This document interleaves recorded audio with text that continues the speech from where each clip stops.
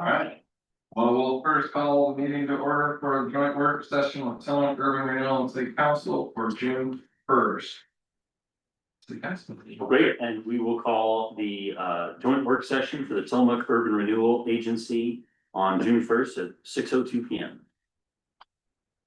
All right, Chelsea, do you want to do the roll call, please? Yes, Councilor Bouchard. I was just waiting for you to say she was excused. I didn't know. Okay, She is, I hadn't heard yet. okay. apologize. Councilor Knopfinger, Here. Councilor Reynolds, Here. Councilor Sandusky, Here. Councilor Christ, Councilor Othmeyer. Sarah, would you like to do your roll call, please? Victor Bouchard, Here, Ron Collison, Present. Evan Madison, Present. Rachel Grants, Here. and Cheryl Hayden. Okay. Well, welcome, Mayor Klein, You got it. Okay. Welcome, we've scheduled this meeting today because a few meetings ago, the city council had some questions about Tura and what was going on with everybody and wanted to put faces with names and get things going. So what I'm gonna do is I'm gonna start by going through a brief and I know Tura had some questions about the city council liaisons and did we have to have two or one? And so I'm gonna go through a brief rundown of the entire setup of Tura and some research that we've done based on ORS, the originating ordinance, and the bylaws and the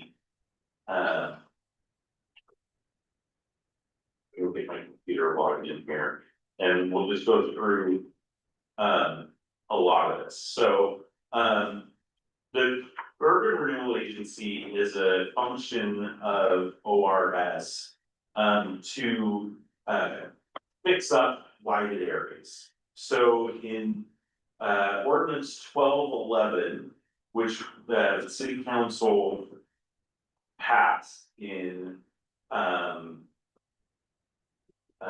July 2006, if I have my dates correct, created the Tillamook Urban Renewal Agency, which creates a complete new agency or activates a complete new agency. The ordinance gives the agency its name, what powers it can do, and membership at 7 members, 2 of which are city council members.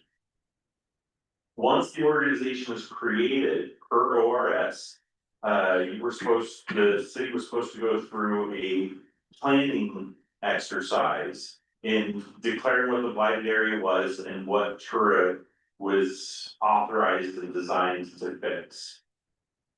In setting up the board, ORS gives the city 3 options on how to man or have that board function.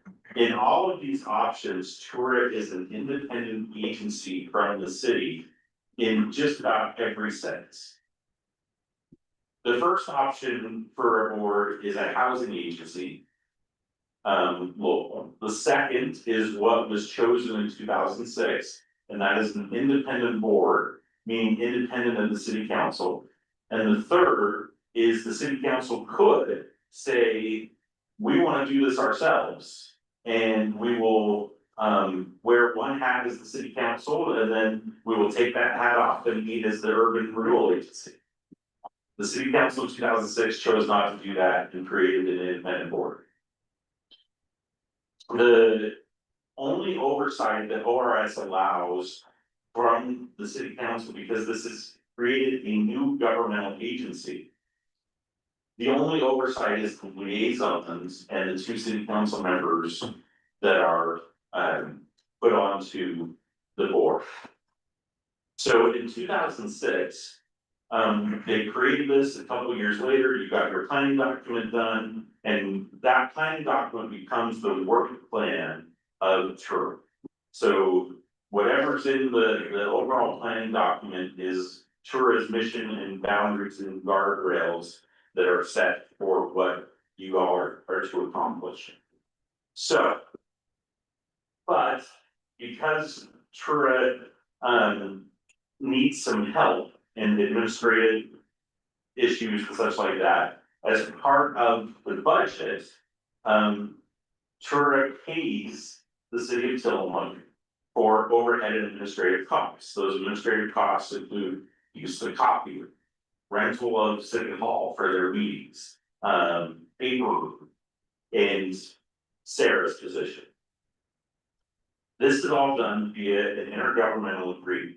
So we have one government agency, Truro, we have another government agency, the city council, the city of Tillamook, and you agree through contract, this is what we can and can't do and what's there. Unbeknownst to me, when I was hired in, I think I started here in May 2025. The current IGA adopted in 2022 was set to expire in June 2025. So there's been, effectively, we've been working under that IGA as it still exists, but it is time to renegotiate and relook at the terms of that IGA. That IGA was included in your packets. First time so you could look at it. Now, for this winter session, we're not gonna hammer out or negotiate the IGA, that's not the purpose here.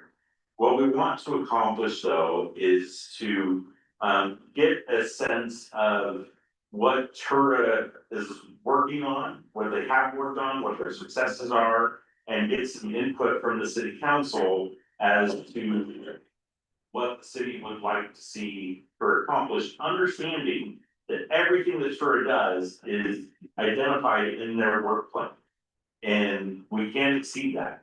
Your debt limit is set by that work plan. You can't exceed that. Your amount of more debt you take on has to go through a specific process. And any kind of change to Truro as an organization that anybody would want to happen would have to go through the exact same organizing process as it went through in 2006, which is just a lot of work. Okay, so the goal here is to say we were symbiotic, right? We work together. Hopefully, we're working together for the both goals, or to raise the stuff of downtown and the area that Truro is assigned to.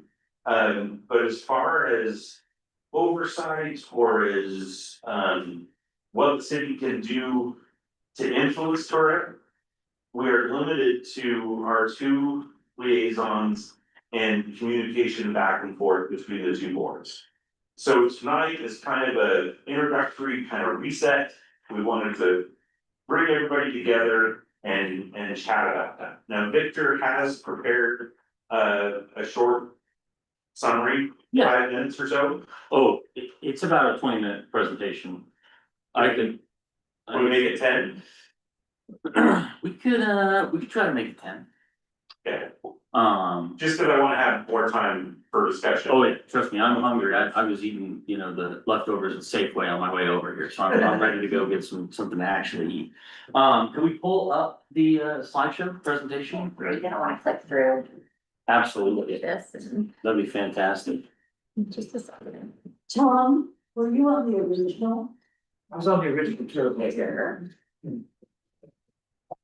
Can you see it over there? Sit over there. No, you can see it on. Oh, no. Doing that. Well, while she's pulling this up, first of all, I just want to say thank you so much for having us here this evening. It's really great that we get to know one another. I believe that everyone in this room fervently is rooting for Tillamook. I believe that everyone here loves Tillamook and wants to see Tillamook be prosperous and do really well. And so we may have different ways of how we want to get there. And I want to share with you at least my strategy right now for Truro for 2026. Okay, so we got this pulled up now. Let's start from the beginning. So scaling Tillamook's future. What is TURA? The mechanics of local economic stimulus. The mission of the Tillamook Urban Renewal Okay. Agency is to stabilize and improve property values, thus improving the quality of life for those who live, work, and visit within the area. How do we do that? We have 6 strategic goals. Goal 1, private development, which I'm sure you're all very aware of. That's when a business owner, a developer, a contractor, someone approaches us for private lending, and we help them develop or finance a project. Goal 2, business retention. We understand it can be very difficult for small businesses, and small businesses have lots of needs, particularly around financing. And so while they may have relationships with traditional banking, we like to be an alternative source of that financing or an emergency source of that financing. Goal number 3, infrastructure. Provide safe, effective streetscapes, lighting, sidewalks, provide the connectivity and improve pedestrian access to and through the Renewal area. We gotta get people to use our systems. We gotta get people into our downtowns. Goal number 4, public facilities like this. Urban Renewal recognizes that you are all doing a ton of work and you need infrastructure to make that work happen. So in the past and in the future, we've been a partner on public facilities projects.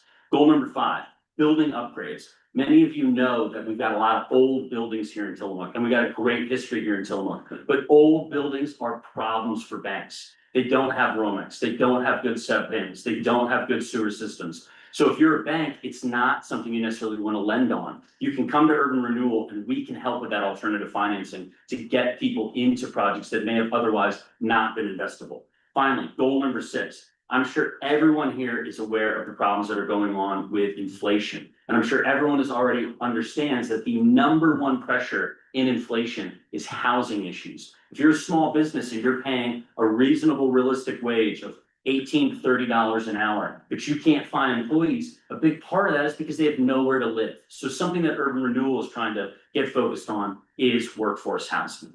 Okay, what is Urban Renewal? We act as a public. Hey, guys, scroll down. We're not. Oh, Are you? oh, it doesn't work on this. Oh, I thought you were talking to her. Okay, I was like, we're. I apologize. Urban Renewal. Urban Renewal specializes, acts as a specialized tool to stimulate local business growth and district investment. And so what that is effectively doing is we are taking the place of a private equity group.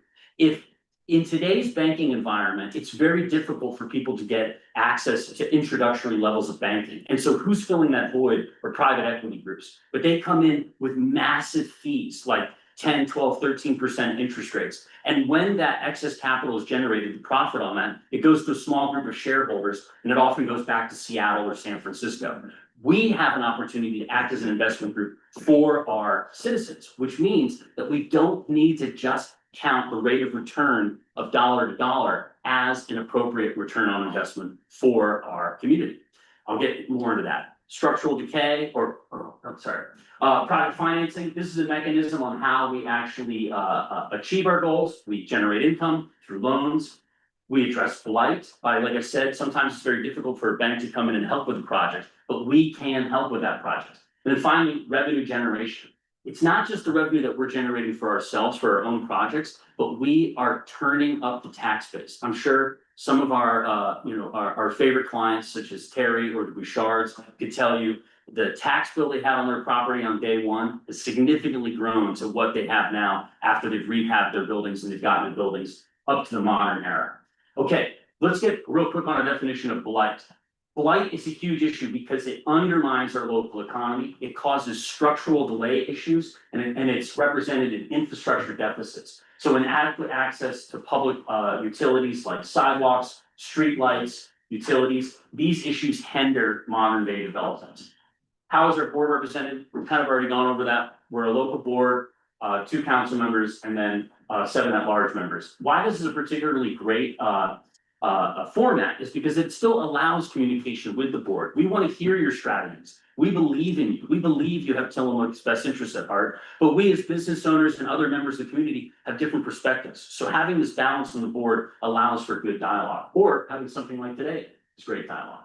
Okay, and finally, back in TURA, we are not a new tax.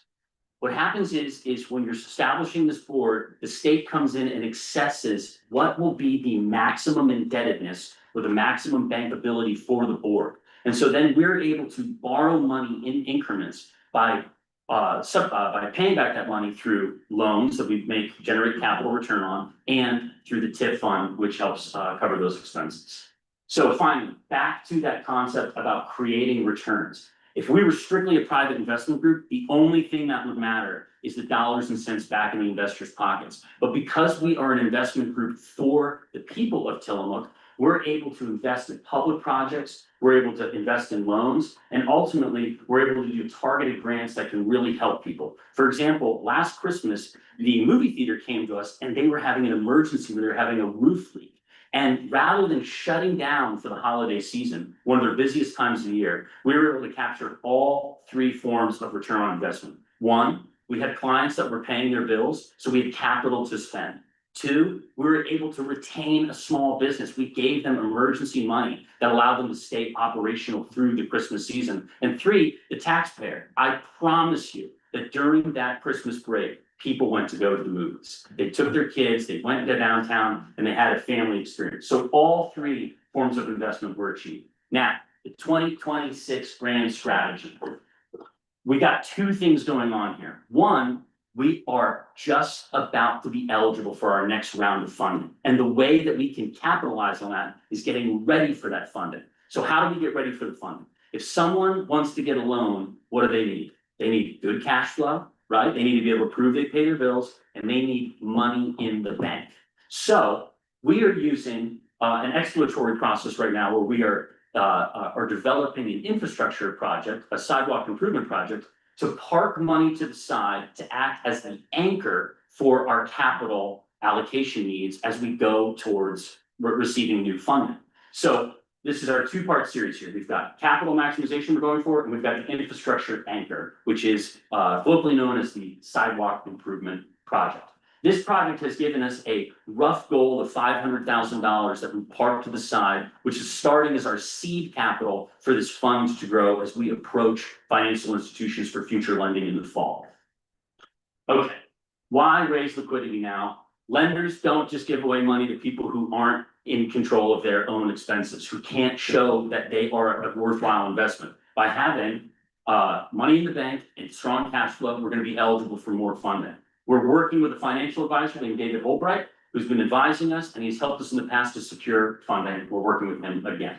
Okay, here is the maximum indebtedness elements broken down. When urban renewal was first assessed by the state, we were able to secure $15 million in secured funding from the state. What that means isn't the state gave us 15 million. It says that up to this amount of money, the state will guarantee these loans. Now, the state is still requiring us to be good, fiduciary organization. So we are the ones who pay these loans. But this is a zero risk situation for lenders or the municipalities, because at the end of the day, we're backed by the banks in order. Now, to this date, we've spent $9.4 million in this economy. Now, just like you, we've administrative costs, we've got lawyers, we have different types of fees, but with the exception of a few things like QuickBooks or some software like that, almost every single one of those dollars has either been directly invested or spent locally with contractors, lawyers, small businesses. Finally, we're approaching going out for the additional money. Now,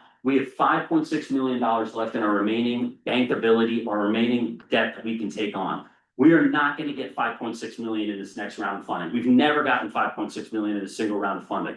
But the more money we can anchor, the stronger we can come into this conversation, the more money that we're going to be able to get and bring back to the business community for 2027. So realistically, we're hoping to get somewhere between $800,000 and $2 million in this next round of funding.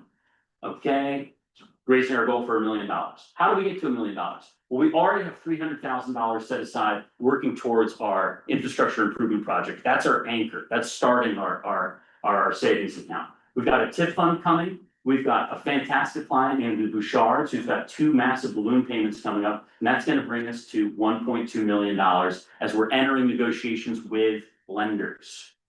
Investing in foundations, to speak to the elephant in the room, to speak about sidewalks.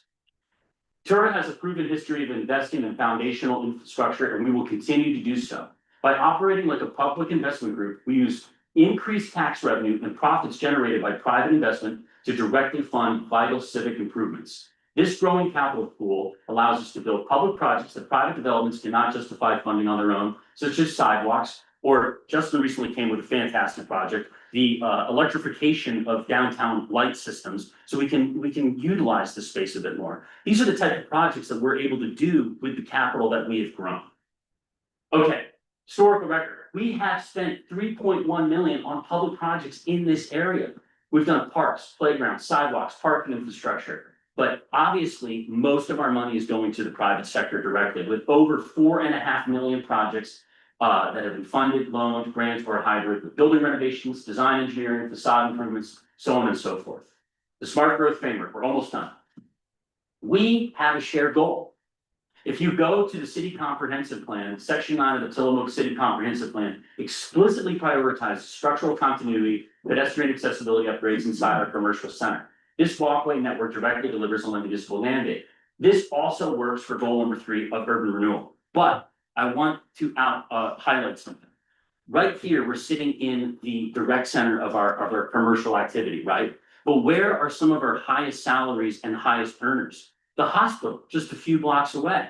By continuing to improve the corridor between the hospital and downtown, we're going to continue to see those salaries come for lunch, spend money in the area, walk in the area. We want to see that whole region continue to grow and be investable.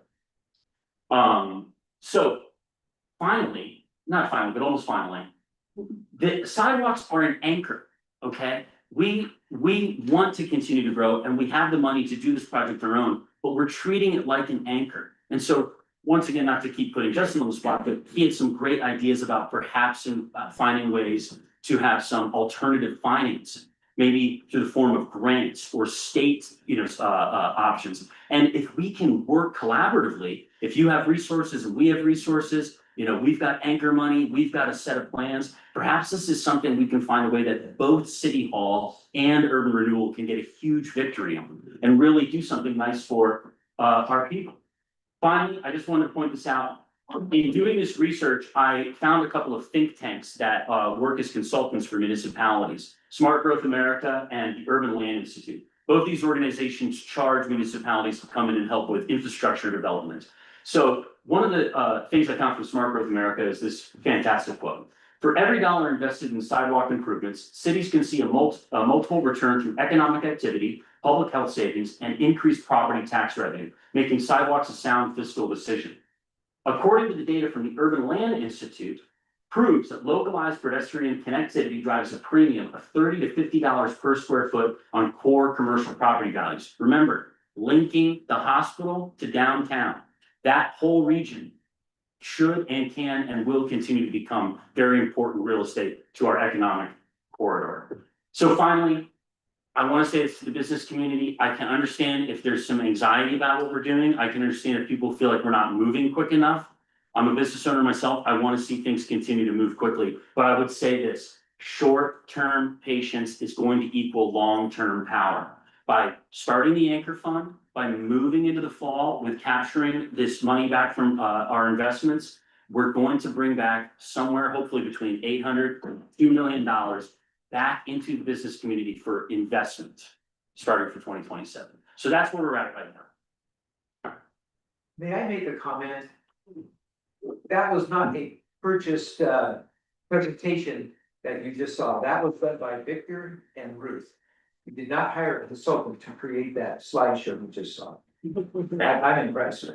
So I gotta say. Thank you very much. Yes. Appreciate that. Thank you, Victor, and if you need some beverages, looks like you've got. Oh, I got a little bubble. Please take a turn. So a couple of things that just need to be worked out amongst the groups. We have actually 2 issues. One is the IGA. We can't make any decisions or negotiate anything tonight, but we can talk about, is it a good idea to renew the IGA between the city and Turek? 2, and subset of that is the First Street parking lot on across from Playground on First, because that lease expired on December 31, 2024. And so we're currently not partners on that parking lot. So I'm gonna turn over to the city council. Thoughts, questions, what do you want to know or what do you want to see? Well, parking lot. What do we want? I mean, on the parking lot, I guess, one of the things I'm having is I don't know what the previous. Agreement between the city and Tura on the First Street parking lot was. Or all the details, but it's not in effect anymore. I'm looking at the lease right now, it was the last lease that I had access to, which was from 2019 to 2020, January 1, 2020 to December 31, 2024. Okay. So, I just know, I mean, regardless of. On the details, I think from my standpoint, I'm just hoping that we can get something moving on that faster, sooner than later. I think that. That parking lot is vital to some of the parking. Overhaul we're looking to make currently, and. You know, there's been a long-term. Outcry, I guess I probably put it that way. Of just parking, of where, residents and employers and employees can park. And trying to manage that, I think that it's. We've been talking about a kind of a permitted parking structure, not reserved spaces, but more of a, you buy, you know, there's 100 parking spaces across all public parking lots. You know, if you sell 500 passes, you might not be guaranteed your spot, but you're guaranteed to be able to park there for longer than the 4 hours that the lot currently is. And, this is just one scenario that we talked about. And one of the parts of our conversation is that we don't have any lease with the Turo lot, so it's not under our, but. The businesses and the customers don't know that boundary, like they don't know that that's not a city lot, it looks like a city lot, acts as a public lot. But it's not one of the cities, so. For continuity, I'd like. The city to be able to use that as it does its other city parking lots. And I'd like consideration of the ability to restrict those RV parking spots. Because they might be the most useless RV parking spaces known to me. just for reference, council member, the previous lease included a permitting option on the Tura lot. That the city would pay a portion of gross revenues to Tura as payment for the lease. I don't think those lots have been permitted at least in 5 or 6 years. So, if we were to do that, I think that would be a fair point of negotiation to return some of that revenue if we were to enter into a new lease. The one caveat, if we move forward on what we talked about with. Yeah, the lot next to it, that one, and the Little Muddy Waters. The lot, the tag would be able to be shared between all of those, and so I think it would probably have to be something by space. I don't know how to work for permit, because. We would figure that out, Just as good for the. thought, because the that's process needs to be nice. Cause there's a lot more parking spaces that are just in that one, but there's a lot of, especially with the parking that was removed on the street over there. And then you have essentially from Rob Tross, for T-Mobile and Kid Caboodle and all those, like there is no on-street parking over there. And so it's become a pretty big pinch point in that area where that parking is vital. And so I would just like to see that continue and let, you know, hopefully sooner than later, because we'd like to roll out parking plan in the near future. And I think it would be advantageous to have that parking lot included. Or any comments about just the relationship between the city and Tura? I think when this lease thing came up. The relationship was, Dura was looking for some administrative money, Okay, and the city. Was approached, I think, and so it started out anyway, for permitting and all that as a kind of a fundraiser for Dura.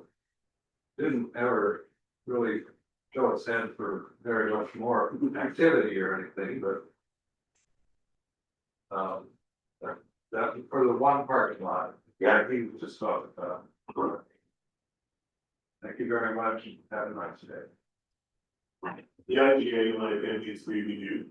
Sarah's done a good job of, doing a lot of work for Jordan, taking probably doing a lot of, our chair, our vice chair.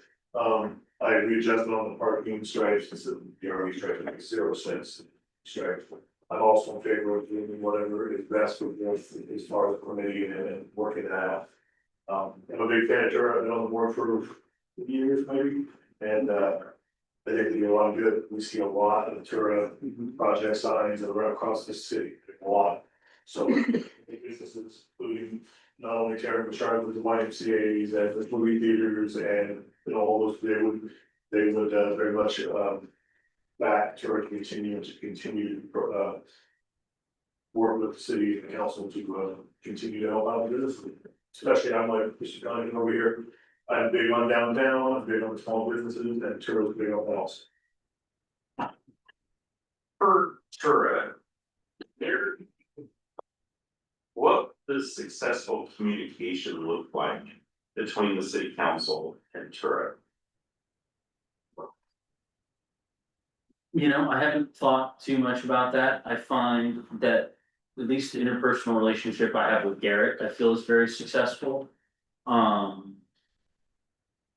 So yeah, I mean, I think maybe finding avenues like this where we can come together and, just kind of check in or maybe even try to brainstorm, some strategic plans or ways that everybody can get a win would be nice. I would invite you to come to a board meeting if you'd like, or get my cell phone number and we can go out to Werner's Beef and Brew and chat. Because I'm a favorite restaurant. Yeah, it's a good spot. My favorite restaurant's Rendezvous, but we're gonna have to keep that off the record. My favorite one's the vegetable. Oh.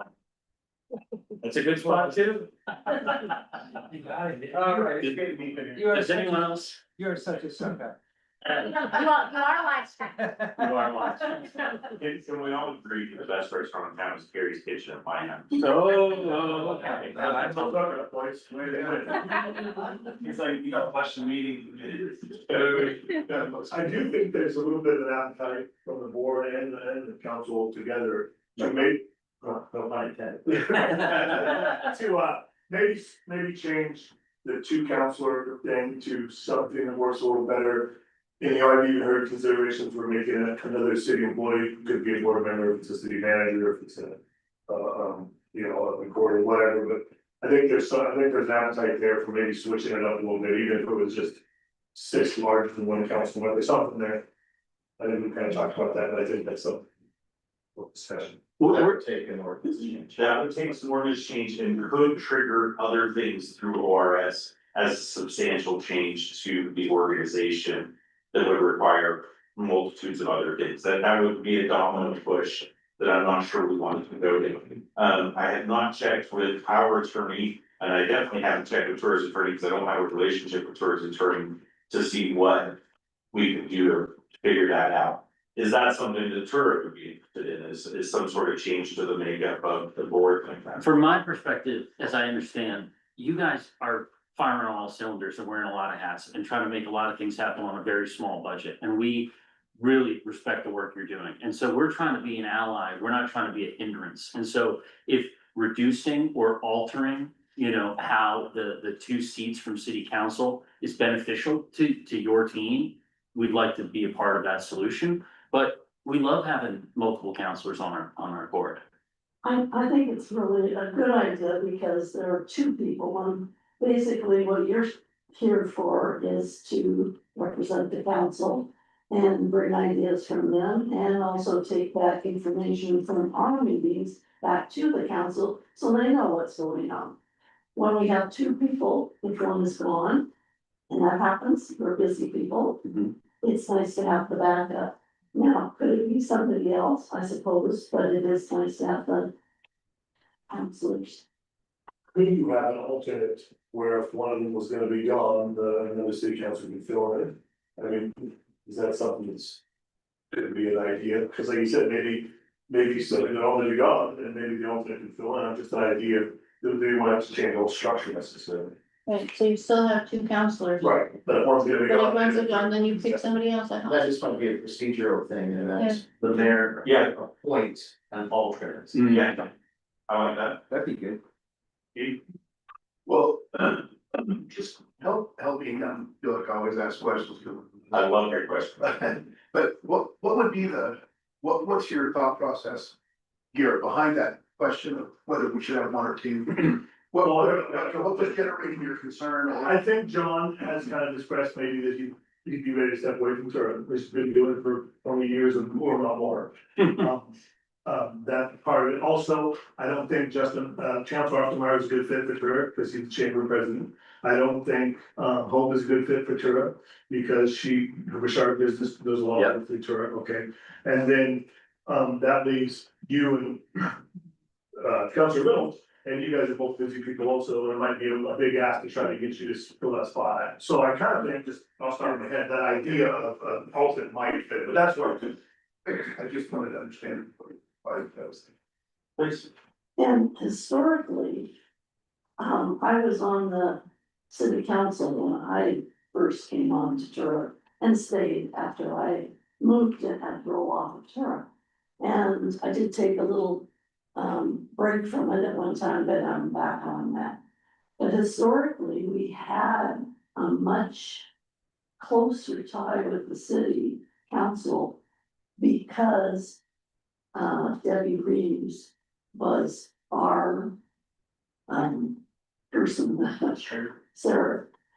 And Debbie was also the executive secretary, I think, to the city manager. I don't know, she did half and half. So she was always there. And she was also always in the city, so she could keep us tied closer. Well, And also the city manager. The city manager, I don't think I know before Paul Wintergreen, but he also attended our meetings. Almost every time. And so we had that tie with the city too. So we were tied together a little tighter because of that. So to that point, I would be very open that I attended 2 tour meetings in the last year that I've been here. One very first, when I got here, just to introduce myself, and then their last meeting that they held, as we were discussing some things that are going on. I'm committing to attend tour meetings moving forward. Wow. Just to help them through, procedural, parliamentarian type duties, making sure we're doing things the right way. One of my big things, I wanna make sure that we're following the code, the IGA, the ordinances that are there. There are a couple of things through the bylaws, and as we've been doing the research, Sarah, Chelsea and I sat down today and kind of talked about, this is what it says in the ordinance, things like procurement and stuff may come through the city as part of our administrative things. And I think that's something that could be talked about in an IGA, that before any contracts are signed or any RFPs go out or anything like that, those get a check mark from the city or the city manager or city council to just make sure that we're following the right procedures and legal and everything like that. So I think there's room and opportunity to strengthen those ties as I begin to attend more meetings. Not to say anything, I will mostly sit in the audience and be like Terry, sitting in the corner and just observing, but at least available for some of those communications and working on some of these to make sure that both bodies are acting in the sense. Because one of my duties as city manager is to manage the contracts of the city, and I want to make sure that those are being done appropriate. I think that's great. When I started on the board, we had the city manager as one, when the city planner took over as the executive assistant to. Yeah. He went away and she was there, and he went away, the city never replaced the city, so that's kind of how that whole part, that makes great. A statement and then a question, and the first statement is, I personally, I'm speaking for the board, would love to have you in attendance at our board meeting. Yeah. That's my statement. Then my question is, city councilors, my question to you is, are you informed of what Tura has done at their last meeting, let's say, by your representatives, like, you have like committee reports and Tura is planning on building an Eiffel Tower structure on the corner of Third Main. What do you think of that? Are you informed of what we're doing on a regular basis? Yes. Okay, that's, thank We you. for update it once a month during the Once a month? meeting updates, plan update, tour update. Okay. Okay, thank you.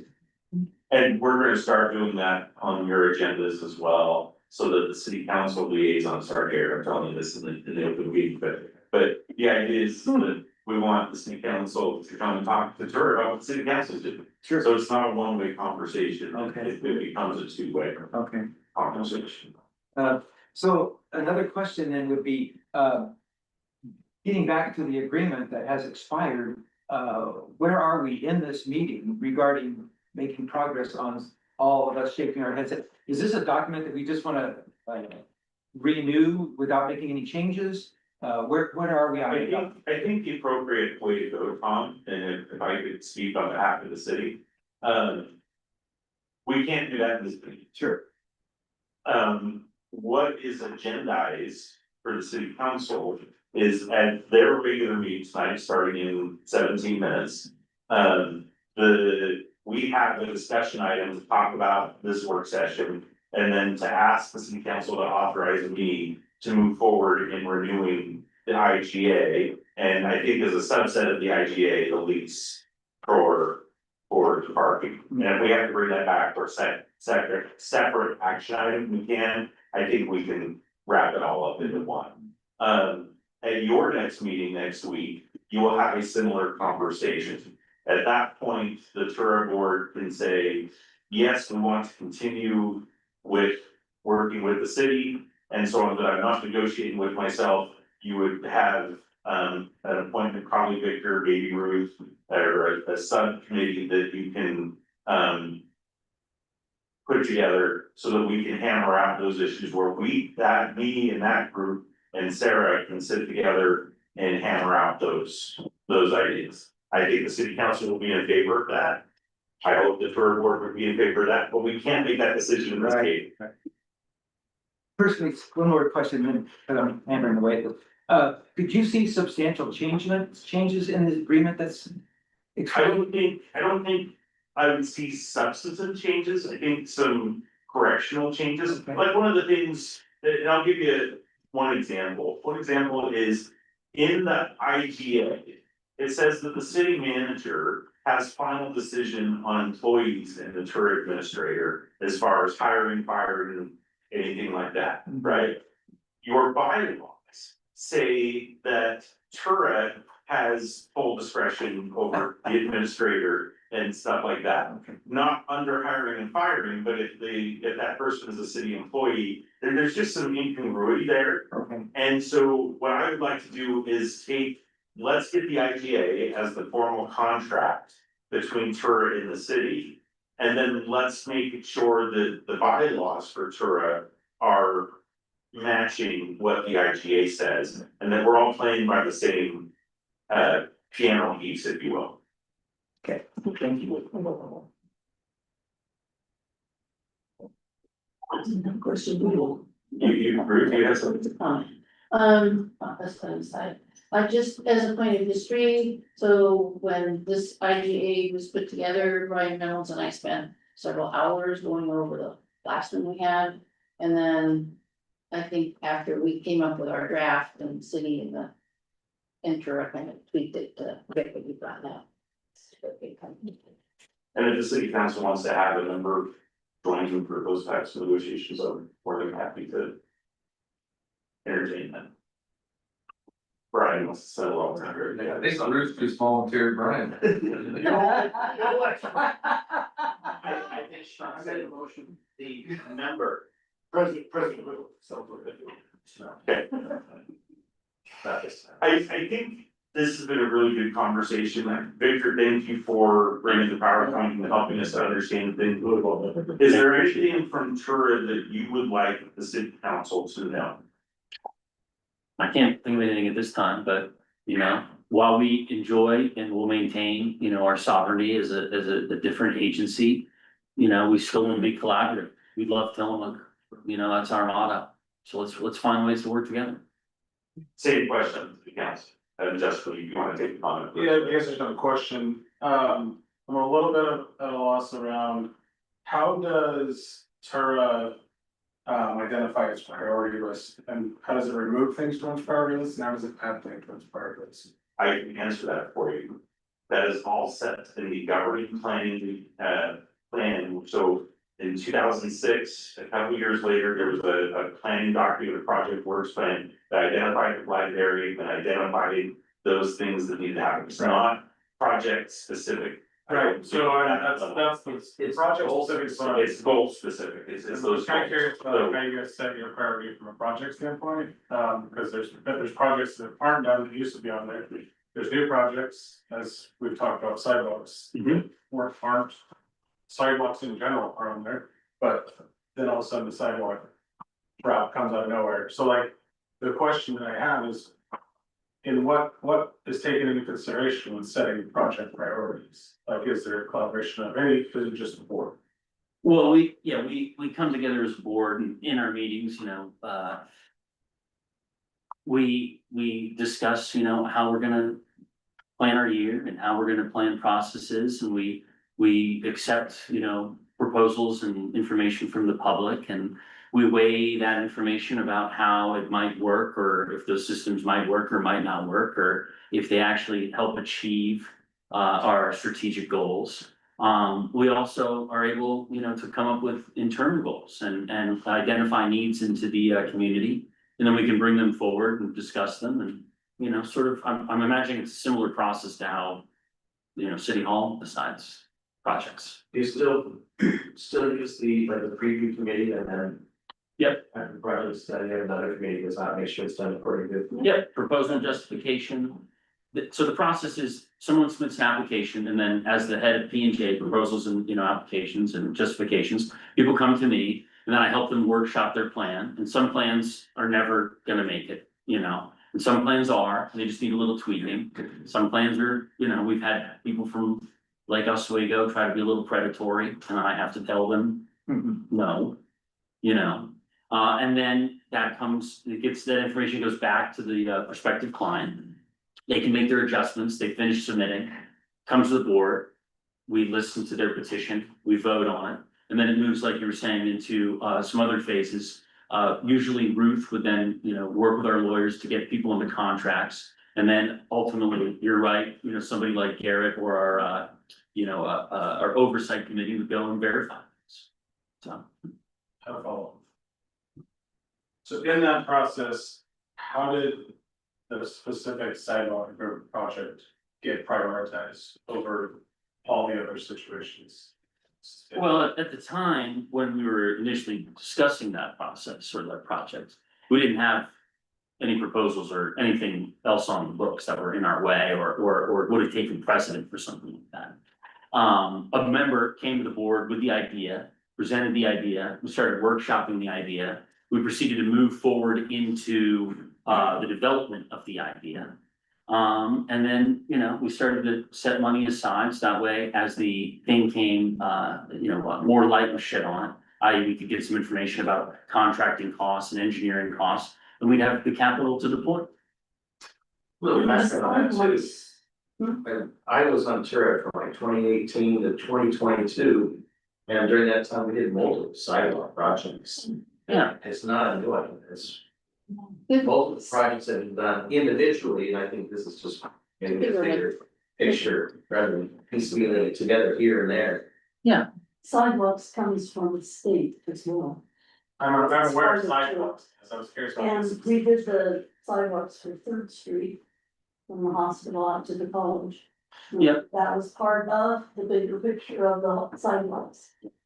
So we've done 5 sidewalk projects, big ones, and if you look at the plan, and this is a paper copy, but I think it's online. The public improvement part is under section 700, and they talk about street, curb and sidewalk improvements. And it says specifically, from First Street to Fifth Street, reconstruct, repair existing sidewalks to make them compatible with the Americans with Disabilities Act. So that is a big project, and we haven't really done anything in that area. It's also part of the Hope Barton area that the city did a study on several years ago. And so this makes this area, would make it walkable, east to west. Kind of that's where it grew out of. After we finish this project, we will done first, second, and third streets, and then we just have fourth and fifth to do, maybe, depends, but anyway, that's where we are. Just for sake of time, we've got to wrap up. Is there anything that the city council wants for to know? After this? You're good? Mary? Okay, we will have time to discuss this as the city council tonight as well. Okay, yes, please. Okay, so the reason that sidewalk project is so expensive is because it includes 26 individually engineered ADA accessible. The sidewalks are pretty cheap. It's ramps. Okay, thank you everybody for attending and for being here for this. Victor, if I could have you close your work session. Yep. It is 6:53 and I'm calling this meeting of Tillamook Renewal Board adjourned, association. Mary. Same city council, joint work session